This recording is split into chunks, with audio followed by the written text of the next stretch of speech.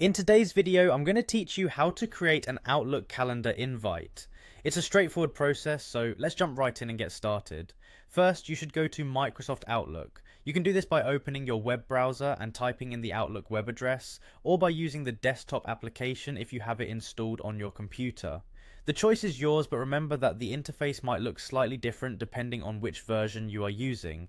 Once you arrive at the Outlook homepage, look towards the top right corner and you'll see the sign in option. Click on that and you'll be prompted to sign in with your email address and password. If you've used Outlook recently, your email might come up automatically. Just make sure to double check that you're signing into the correct account, especially if you manage multiple email addresses. This step sets the stage for accessing your calendar.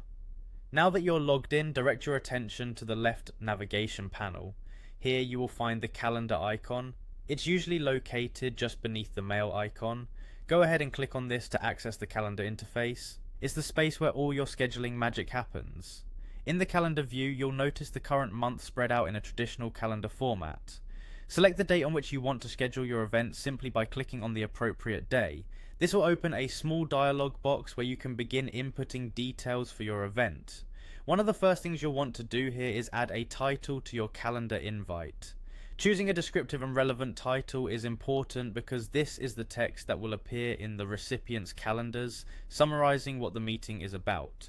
So, keep it clear and concise. After you've input your title, it's time to invite attendees. Look for the option to add recipients to your meeting. You can usually start typing their names or email addresses, and Outlook will suggest contacts based on your previous communications. Be sure to cross-check the list to ensure everyone who needs to be there is included.